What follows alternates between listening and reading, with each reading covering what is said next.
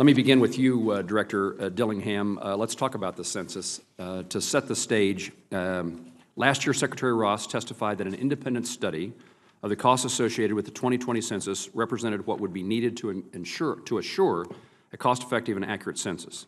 The Secretary spoke directly with members and our staff about the need for the funding based upon his estimate, yet the budget this year falls short of what Secretary Ross told us would be needed this year. Can you please explain why there is a discrepancy between what is being requested by the Department now and the Secretary's own independent cost estimate? Certainly. Thank you very much, Mr. Chairman, Vice Chair, members of the committee. Pleased to be here today and to answer your questions. The issue you raise, and one that's certainly one gaining attention, is what is the cost of the 2020 census? Actually, there were three cost estimates, and when 2 years ago, when Secretary Ross looked at the cost estimate, then at $12.5 billion, he had a degree of discomfort with it, wanted it reexamined. And in fact, it was reexamined. An independent cost estimate was put together by career cost estimators, experts in the field with vast experience, and they came up with a figure of $14.1 billion. And they, even within that amount, they built in certain contingencies and certain foreseeable possibilities.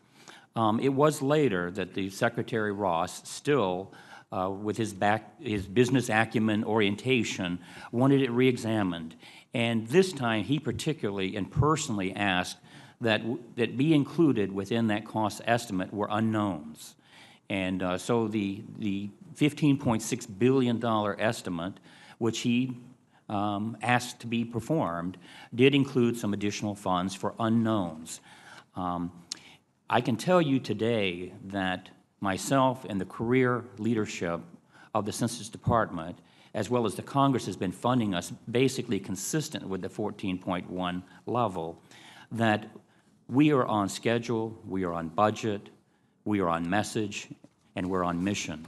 And we have not encountered any contingencies that cause us any concerns that we cannot deliver a complete census based on the President's budget. So that is kind of where we are today, and we'd be glad to discuss some of the reasons why. But largely, there are two reasons.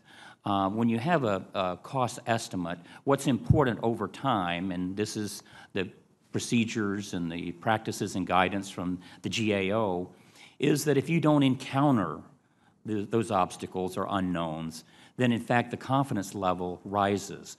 And that's the case here. The confidence level has risen that we are on budget, we are meeting all the thresholds and the milestones that we've established in executing the plan.